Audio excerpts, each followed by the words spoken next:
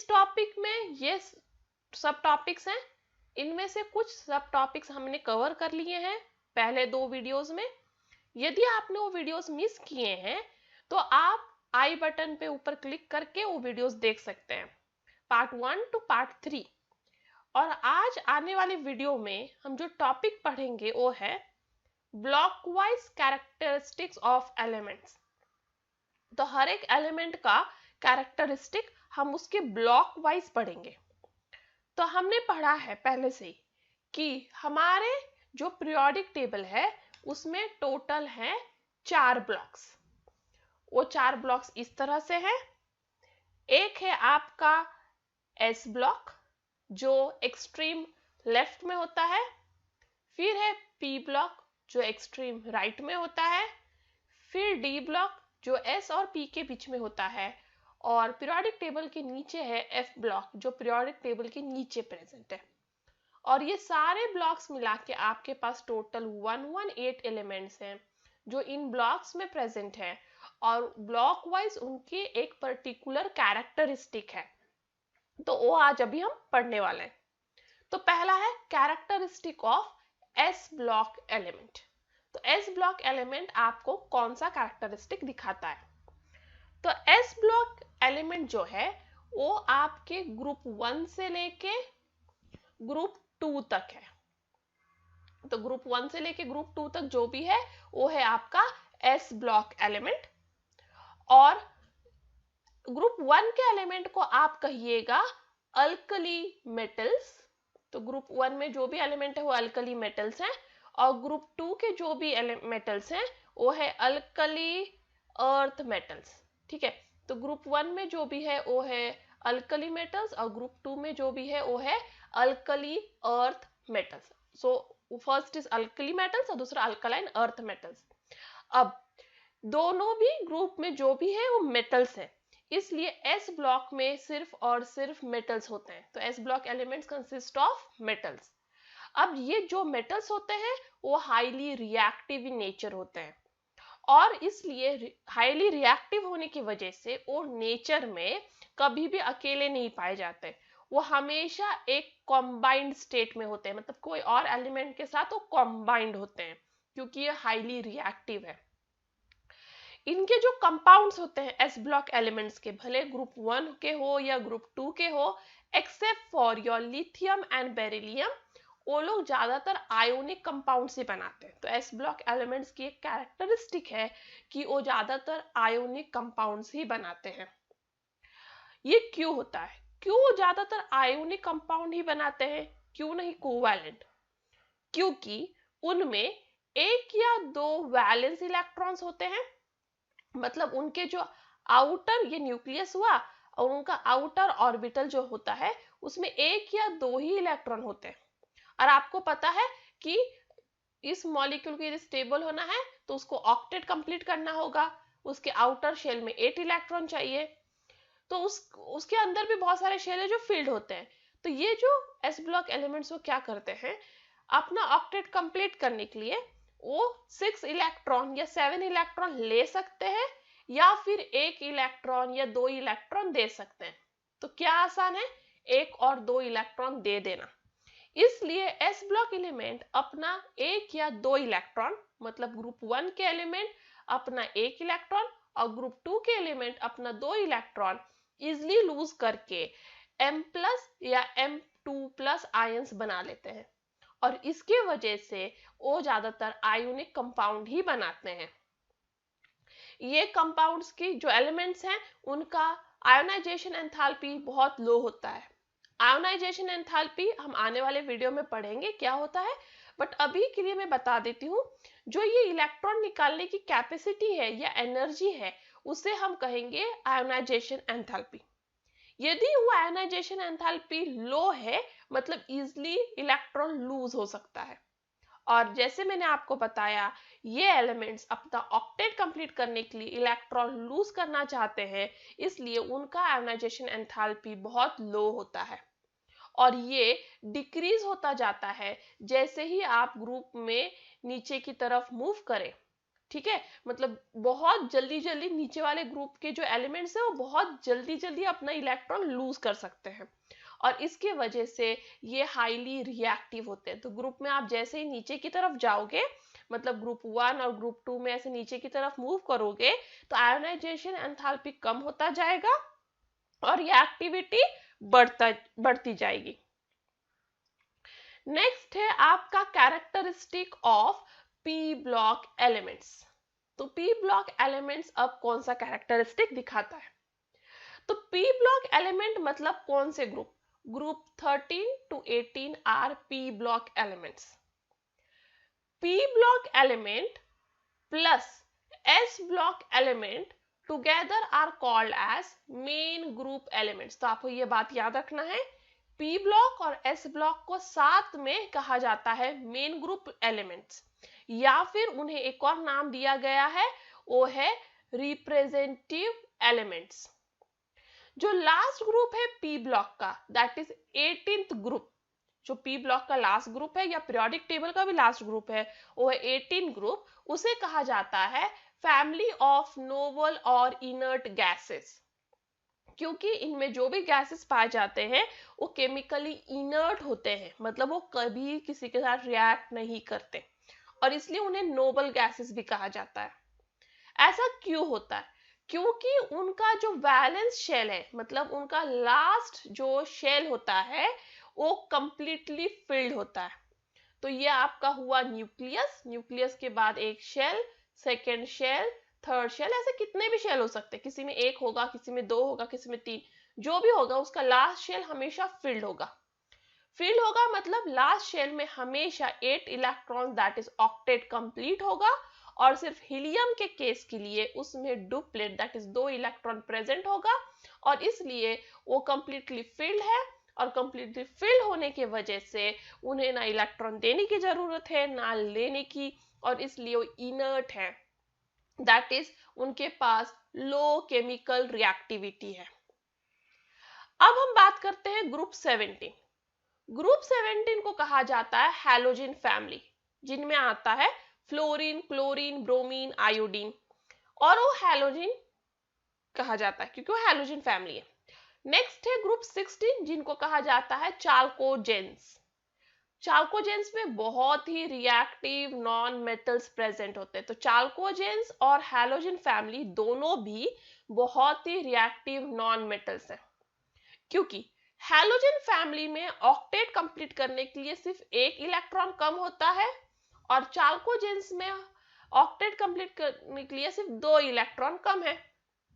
इसके वजह से जो हैलोजन फैमिली है दैट इज ग्रुप 17 या फिर chalcogens that is group 16 easily electron ले लेते हैं किसी भी एलिमेंट से अपना ऑक्टेट कंप्लीट करने के लिए, और जल्दी से एलिमेंट से किसी भी एलिमेंट से इलेक्ट्रॉन ले सकते हैं, इसलिए वो हाईली रिएक्टिव नॉन मेटल्स हैं। इसलिए उनका इलेक्ट्रॉन गेन एंथैल्पी जो है वो हाईली नेगेटिव है। जितना ज्यादा उसका नेगेटिव वैल्यू है, मतलब उतना ज्यादा वो एलिमेंट इलेक्ट्रॉन जल्दी एक्सेप्ट कर सकता है, और उतना ज्यादा वो रिएक्टिव है।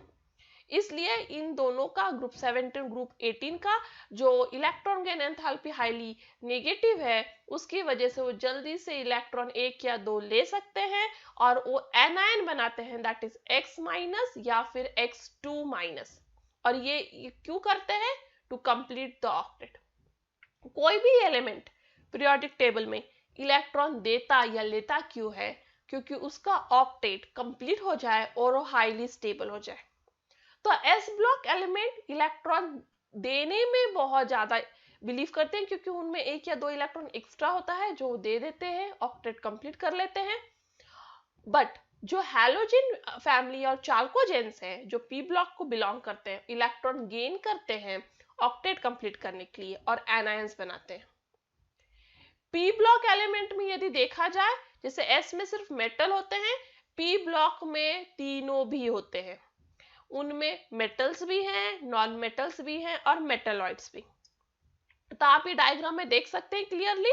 पी ब्लॉक के जो आप देखोगे, ये पी ब्लॉक सिर्फ मैंने यहाँ लिया है, तो पी ब्लॉक के जो लेफ्ट साइड में है दैट इज एल्यूमिनियम, जो भी येलो कलर में है, वो सारे मेटल्स हैं। पी ब्लॉक के जो राइट साइड में है, जो आप देख सकते हो ब्लू कलर में, वो सारे नॉन मेटल्स हैं। और एक जिगजैग लाइन देख सकते हो पिंक कलर में, वो जिगजैग लाइन के दोनों तरफ, दैट इज बोरॉन, सिलिकॉन, गैलोनियम, ये सब जो है, ये सब है मेटलॉइड्स। तो पी ब्लॉक में metal, non metals and metalloids तीनों भी प्रेजेंट होते हैं।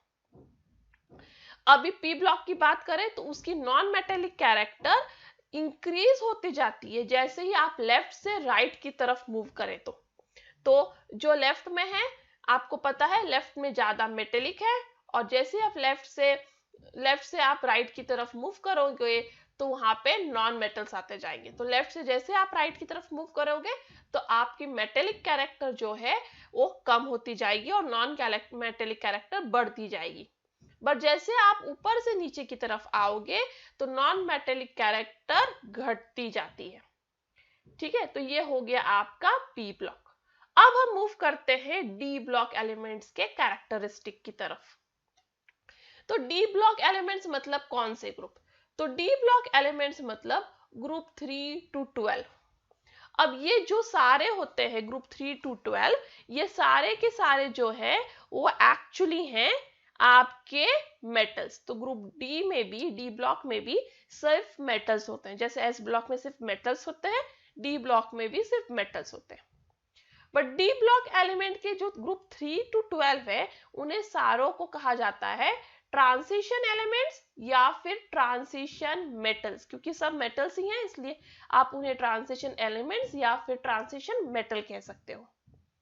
Group D actually chemical reactivity के बारे में बात करें तो वो एक्चुअली उनका रिएक्टिविटी बिटवीन एस और बिटवीन पी है। ठीक है, वो ब्रिज बनाते हैं एस ब्लॉक और पी ब्लॉक के बीच में। ठीक है, तो एक्चुअली वो रिएक्टिविटी के इसमें देखा जाए तो डी ब्लॉक है, मेटल्स है, बट उनकी रिएक्टिविटी ग्रुप 13 और 14 ग्रुप के मेटल से कम होती है। नाउ मोस्ट ऑफ दी जो डी ब्लॉक एलिमेंट्स है उनके partially field inner D orbitals होते हैं। तो उनके इनर डी ऑर्बिटल्स क्या होते हैं? Partially field. मतलब डी में मैक्सिमम कैपेसिटी कितनी है? 10 इलेक्ट्रॉन की। तो जो डी ब्लॉक एलिमेंट्स है उनमें होता है 1 to 10, तो 1 से लेके 10 के बीच में हो सकते हैं, इसलिए वो पार्शियली फिल्ड है। ये पार्शियली फिल्ड होने की वजह से वो बहुत सारे अलग से प्रॉपर्टीज दिखाते हैं, जैसे कि उनके पास बहुत सारे वेरिएबल ऑक्सीडेशन स्टेट पॉसिबल है डी ब्लॉक एलिमेंट्स के में। तो D block elements variable oxidation state दिखाते हैं क्योंकि उनके पास इलेक्ट्रॉन की जो वेरिएशन है उनमें पैरामैग्नेटिज्म है, अनपेयर्ड इलेक्ट्रॉन प्रेजेंट होते हैं और उनमें कलर्ड आयंस प्रेजेंट होते हैं। तो डी ब्लॉक एलिमेंट्स में कैरेक्टरिस्टिक है कलर्ड आयंस दिखाने की। डी ब्लॉक एलिमेंट ज्यादातर कैटलिस्ट की तरह यूज किया जाता है। कैटलिस्ट मतलब ऐसा कोई एलिमेंट जो रिएक्शन का रेट बढ़ाने के लिए यूज किया जाता है, बट वो खुद रिएक्शन में पार्टिसिपेट नहीं करता। तो जैसे कि जिंक, कैडमियम, मर्क्यूरी, इनका इलेक्ट्रॉनिक कॉन्फ़िगरेशन है ns2n-1d10।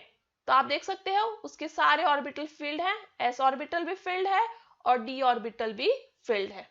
और इसके वजह से ये जो मेटल्स है जिंक, कैडमियम और मर्क्यूरी, वो एक्चुअली उनमें कोई टिपिकल ऐसे ट्रांजिशन मेटल जैसे प्रॉपर्टी नहीं दिखते। उनमें वेरिएबल ऑक्सीडेशन स्टेट भी नहीं है, उनमें कलर आयन दिखाने की भी कैपेसिटी नहीं है क्योंकि उनके सारे ऑर्बिटल्स फील्ड हैं। अब हम मूव करते हैं characteristic of F block element. अब एफ ब्लॉक जो है उनमें एलिमेंट्स जो होते हैं वो भी सारे के सारे होते हैं मेटल्स, एस और डी की तरह उनमें भी सब मेटल्स है। एफ ब्लॉक दो सीरीज में है जो पीरियोडिक टेबल के नीचे प्रेजेंट होते हैं। ठीक है, और उन्हें कहा जाता है लैंथेनाइट सीरीज, और उसके नीचे जो प्रेजेंट है वो है एक्टिनाइट सीरीज। लैंथेनाइट सीरीज शुरू होता है सीरियम 58 से लेके लुथेनियम 71 तक, और एक्टिनाइट सीरीज जो है वो शुरू होता है थोरियम 90 से लेके लॉरिशियम 103 तक। अब इनका नाम लैंथेनाइट सीरीज और एक्टिनाइट सीरीज क्यों पड़ा? क्योंकि आप देखोगे 58 और 71 दैट इज 59 और 72 जो पीरियोडिक टेबल है वो डी ब्लॉक में बिलोंग करता है। जो 59 है और 71 के बाद वाला भी जो भी नंबर है वो सब डी ब्लॉक को बिलोंग करता है। तो जो लैंथेनम है वो 57 है और लैंथेनम के बाद सीरियम शुरू होता है, इसलिए उसका नाम हो गया लैंथेनम सीरीज क्योंकि डी ब्लॉक का एक्सटेंशन है। और 89 है एक्टिनम और उसके बाद आपका एक्टिनाइट सीरीज शुरू होता है, इसलिए वो हो गया एक्टिनाइट सीरीज। और ये जो लैंथेनाइट सीरीज और एक्टिनाइट सीरीज है वो एक्चुअली जो डी ब्लॉक का 6th और 7th पीरियड है उसी का एक्सटेंशन है।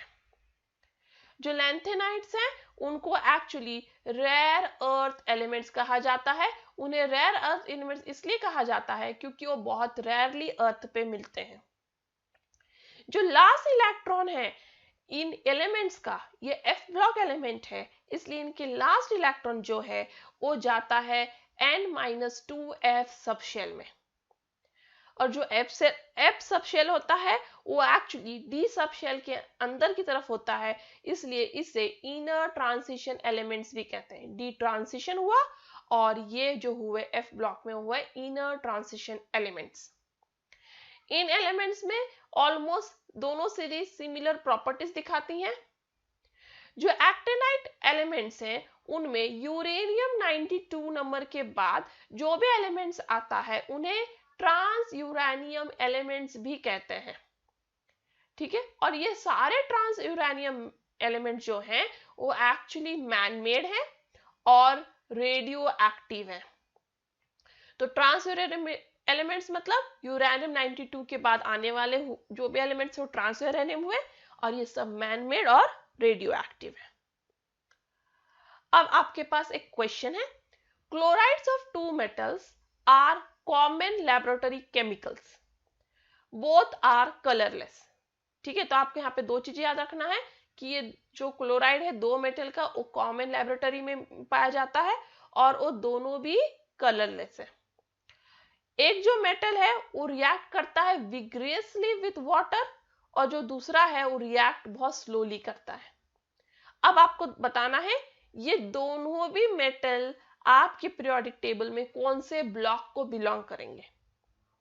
तो मेटल्स एक्चुअली देखा जाए तो एस पी डी एफ चारों ब्लॉक में प्रेजेंट होते हैं आपके पीरियोडिक टेबल में।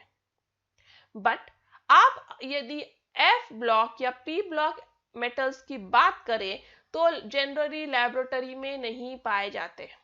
वो मेटल्स लैबोरेटरी केमिकल में क्लोराइड फॉर्म में नहीं पाए जाते एक्सेप्ट फॉर द एल्यूमिनियम।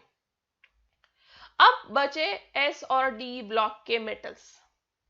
तो आपको पता है एस ब्लॉक मेटल्स जो है इजिली वाटर के साथ रिएक्ट करते हैं, एक्चुअली विग्रसली रिएक्ट करते हैं क्योंकि उन्हें जल्दी से जल्दी अपना इलेक्ट्रॉन देना होता है और ऑक्टेट कंप्लीट करना होता है, इसलिए एस ब्लॉक के जो मेटल है वो ज्यादा रिएक्टिव है। तो डी ब्लॉक के मेटल्स हैं वो स्लोली वाटर के साथ रिएक्ट करते हैं और कलरलेस नेचर जो होता है ऑफ लेस रिएक्टिव मेटल है। देखो तो फिर हमें दोनों मेटल पता चल गया, एक किसको बिलोंग करता है एस ब्लॉक को जो विग्रस रिएक्ट कर रहा है और दूसरा बिलोंग करता है डी ब्लॉक को जो स्लोली रिएक्ट कर रहा है। अब उन्होंने कहा है कि दोनों भी जो है मेटल्स वो कलरलेस क्लोराइड ही बना रहे हैं।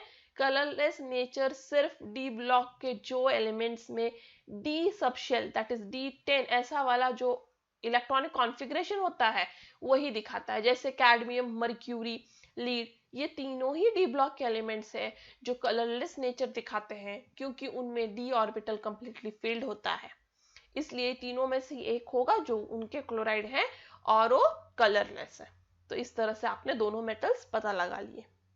नेक्स्ट है पीरियोडिक ट्रेंड इन एलिमेंटल प्रॉपर्टीज। अब एलिमेंटल प्रॉपर्टीज में पीरियोडिक ट्रेंड्स कैसे हैं? तो जो हमने देखा है कि हमारे पीरियोडिक टेबल में टोटल एक्चुअली 118 एलिमेंट है। ये 118 एलिमेंट टोटल 4 ब्लॉक्स में है। अब ये ब्लॉक्स में होते हैं आपके ग्रुप्स जो वर्टिकल हैं और आपके जो पीरियड जो हॉरिजॉन्टल हैं। तो इस तरह से आपका पीरियोडिक टेबल है। अब ये ग्रुप्स में यदि आप देखने जाओ एलिमेंटल प्रॉपर्टीज तो ग्रुप्स में एलिमेंटल प्रॉपर्टीज, हर एक ग्रुप में सेम एलिमेंटल प्रॉपर्टी होता है। तो ग्रुप 1 में जितने भी एलिमेंट्स हैं सबका एलिमेंटल प्रॉपर्टी सेम है। ग्रुप 13 में जितने एलिमेंट्स हैं उन सबका एलिमेंटल प्रॉपर्टी सेम है।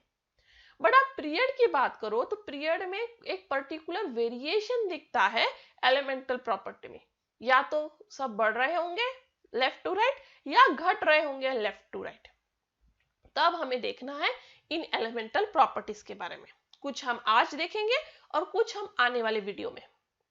तो पहला जो है एलिमेंटल प्रॉपर्टी वो है effective nuclear charge and screening effect. Effective nuclear charge, इससे ही समझ गया होगा कि हम न्यूक्लियर चार्ज के बारे में यहाँ बात करेंगे। और सेकेंड है स्क्रीनिंग इफेक्ट। तो अब हम बात करते हैं इफेक्टिव न्यूक्लियर चार्ज के बारे में। पहले तो आपके पास एक मल्टी इलेक्ट्रॉन एटम है, ठीक है। तो आपके पास अभी क्या दिया हुआ है, एक मल्टी इलेक्ट्रॉन एटम। तो एक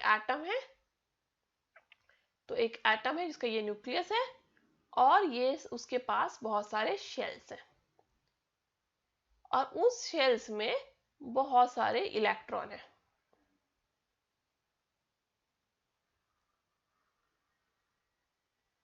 ठीक है, उन शेल में बहुत सारे इलेक्ट्रॉन।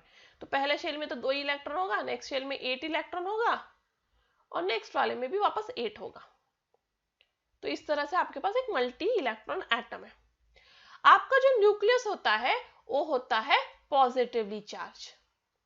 अब आपके इलेक्ट्रॉन्स होते हैं नेगेटिवली चार्ज। तो जो पॉजिटिवली चार्ज न्यूक्लियस है वो नेगेटिवली चार्ज इलेक्ट्रॉन को अपनी तरफ पुल करता है और उनके बीच में हो जाता है अट्रैक्शन। अब दूसरा एक फोर्स और भी काम कर रहा है। यहाँ पे 2 इलेक्ट्रॉन्स हैं जो अगल बगल में है। अब ये 2 इलेक्ट्रॉन दोनों भी नेगेटिवली चार्ज है। तो दोनों नेगेटिवली चार्ज इलेक्ट्रॉन एक दूसरे को रिपेल करेंगे और उनके बीच में हो जाएगा रिपल्शन।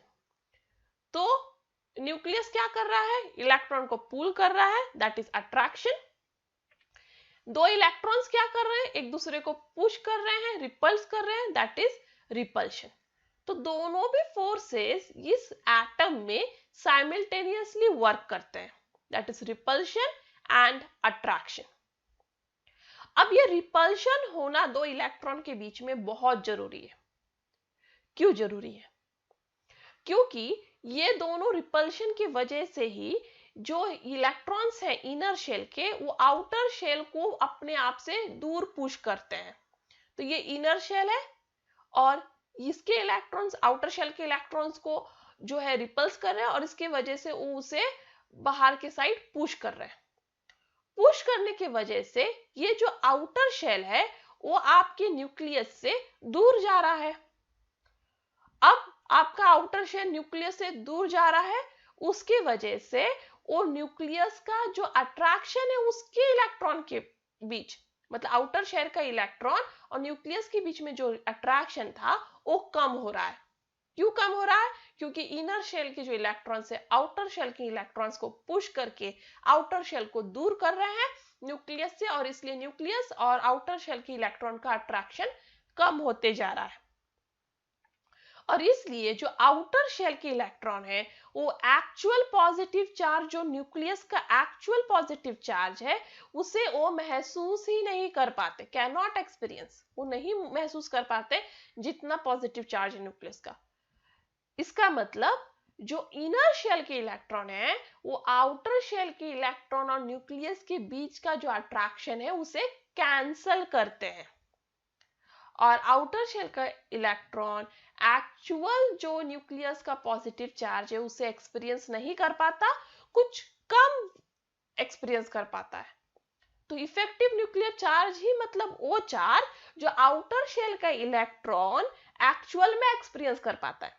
तो इनर न्यूक्लियर चार्ज सपोज है 5, बट अब वो एक्सपीरियंस कर पा रहा है सिर्फ 2, तो इफेक्टिव न्यूक्लियर चार्ज क्या हो गया, 2 यूनिट। तो इफेक्टिव न्यूक्लियर चार्ज का डेफिनेशन इस तरह से है, द नेट न्यूक्लियर चार्ज जो actually experience by an electron is called as effective nuclear charge. Net मतलब एज अ होल जो न्यूक्लियर चार्ज है, जो एक्चुअली आपका आउटर इलेक्ट्रॉन एक्सपीरियंस कर पा रहा है, उसे कहते हैं इफेक्टिव न्यूक्लियर चार्ज।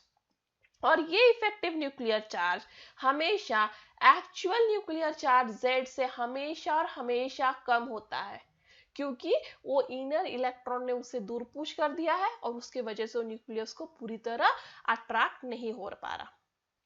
अब शील्डिंग इफेक्ट क्या होता है? अब जो इनर इलेक्ट्रॉन्स हैं वो एक्चुअली क्या कर रहे हैं, जो इनर इलेक्ट्रॉन है वो आउटर इलेक्ट्रॉन को न्यूक्लियस से प्रोटेक्ट कर रहे हैं, क्योंकि न्यूक्लियस जो है वो आउटर इलेक्ट्रॉन को अपनी तरफ अट्रैक्ट करता, बट इनर इलेक्ट्रॉन ने उन्हें पुश करके उन्हें प्रोटेक्ट कर लिया। तो इनर इलेक्ट्रॉन एक्चुअली क्या करते हैं, आउटर इलेक्ट्रॉन को शील्ड करते हैं। प्रोटेक्शन ही मतलब शील्डिंग। किससे शील्ड करते हैं वो लोग? न्यूक्लियस से। तो आउटर इलेक्ट्रॉन इनर इलेक्ट्रॉन के वजह से न्यूक्लियस से प्रोटेक्टेड है और इसे कहते हैं शील्डिंग इफेक्ट। सो ये इफेक्ट जो इनर इलेक्ट्रॉन्स की वजह से आउटर इलेक्ट्रॉन्स एक्सपीरियंस कर पा रहे हैं, इसे कहते हैं स्क्रीनिंग इफेक्ट मतलब प्रोटेक्शन, या फिर shielding effect of the inner core electrons. तो कौन सा इफेक्ट को कहोगे आप, शील्डिंग इफेक्ट या फिर इनर कोर इफेक्ट? जो effect inner electrons outer electrons के वजह आउटर इलेक्ट्रॉन्स इनर इलेक्ट्रॉन्स की वजह से एक्सपीरियंस कर पाते हैं और न्यूक्लियस से बचे रह जाते हैं, उसे कहते हैं स्क्रीनिंग इफेक्ट या शील्डिंग इफेक्ट। तो इफेक्टिव न्यूक्लियर चार्ज मतलब क्या? तो effective nuclear charge is Z effective, जो actually whole nuclear charge minus electron shielding. तो होल न्यूक्लियर चार्ज जो भी होगा उससे आपका इलेक्ट्रॉन कितना शील्ड कर पाएगा, वो दोनों को जब आप माइनस करोगे तो आपको मिलेगा effective nuclear charge, which is equal to Z minus sigma. Sigma मतलब शील्डिंग कांस्टेंट या फिर स्क्रीनिंग कांस्टेंट। और ये वैल्यू डिपेंड करती है कि आप कौन से ऑर्बिटल के बारे में बात कर रहे हो, कि उस ऑर्बिटल में कौन सा इलेक्ट्रॉन कहां प्रेजेंट है। अब नेक्स्ट दो चीजें याद रखनी है। पहला, इफेक्टिव न्यूक्लियर चार्ज जो है, जो Z इफेक्टिव है, वो पीरियड के अक्रॉस आप जाओगे फ्रॉम लेफ्ट टू राइट तो वो इंक्रीज होते जाता है। इफेक्टिव न्यूक्लियर चार्ज आप पीरियड में लेफ्ट से राइट की तरफ जाओगे तो इंक्रीज होगा। और वही इफेक्टिव न्यूक्लियर चार्ज यदि आप ग्रुप में ऊपर से नीचे की तरफ जाओगे तो वो डिक्रीज होगा। तो इफेक्टिव न्यूक्लियर चार्ज पीरियड के अक्रॉस इंक्रीज होता है और ग्रुप में ऊपर से नीचे डिक्रीज होता है। अब ऐसा क्यों होता है? ये दो चीजें तो आपको याद रखनी है, पर अब क्यों हो रहा है ऐसा? तो अब आपका एक एटम है जिसमें ये न्यूक्लियस है जो पॉजिटिवली चार्ज्ड है, उसके बाहर एक शेल है, दूसरा शेल है, तीसरा शेल है। ठीक है।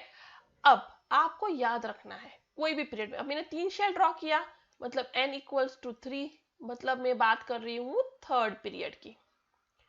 अब इस पीरियड में, थर्ड पीरियड में आप लेफ्ट से राइट की तरफ मूव करोगे तो आपका नंबर ऑफ शेल तो हमेशा सेम रहेगा। करेक्ट? लेफ्ट से आप राइट मूव कर रहे हो, नंबर ऑफ शेल सेम है, बट एटॉमिक नंबर जो है बाय 1 यूनिट बढ़ रहा है। जब आप लेफ्ट से राइट मूव कर रहे हो पीरियड में तो एटॉमिक नंबर 1 से बढ़ रहा है।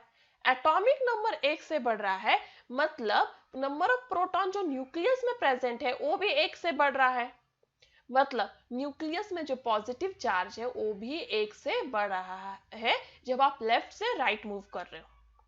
तो पीरियड में जब भी आप लेफ्ट से राइट मूव करोगे तब जो आपका न्यूक्लियर जो प्रोटॉन नंबर है, जो न्यूक्लियस का पॉजिटिव चार्ज है, वो 1 यूनिट से बढ़ता जाएगा, बट नंबर ऑफ शेल हमेशा सेम रहेगा। मतलब कोई भी एडिशनल शेल ऐड नहीं होने वाला। जो एडिशनल इलेक्ट्रॉन ऐड होने वाला है फ्रॉम लेफ्ट टू राइट, जो भी एडिशनल इलेक्ट्रॉन ऐड होगा वो वही वाले आउटर शेल में ऐड हो जाएगा बस। तो आप फर्स्ट थर्ड पीरियड का फर्स्ट एलिमेंट की बात करो तो 1 इलेक्ट्रॉन ऐड हो गया आउटर शेल में, सेकेंड एलिमेंट की बात करो तो 2, थर्ड एलिमेंट की बात करोगे तो 3, ऐसे वो ऐड होता जाएगा बट सेम शेल में ही ऐड होता जाएगा। अब इसका दूसरा क्या हो रहा है, जो इनर शेल में इलेक्ट्रॉन्स है उनका नंबर तो सेम रह रहा है, भले आप लेफ्ट एलिमेंट की बात करो एकदम एक्सट्रीम लेफ्ट में या एक्सट्रीम राइट वाले एलिमेंट की बात करो, इनर शेल में इलेक्ट्रॉन हमेशा सेम है।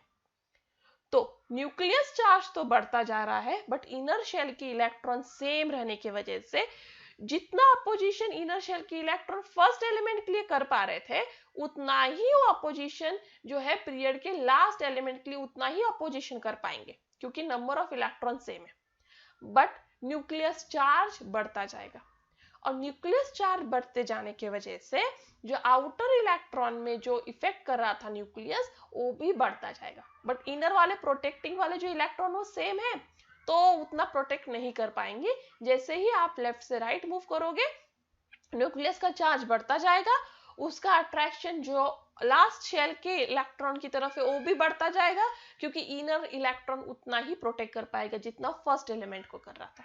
इसलिए लेफ्ट से राइट मूव करते वक्त इफेक्टिव न्यूक्लियर चार्ज जो है वो इंक्रीज होता जाता है पीरियड में।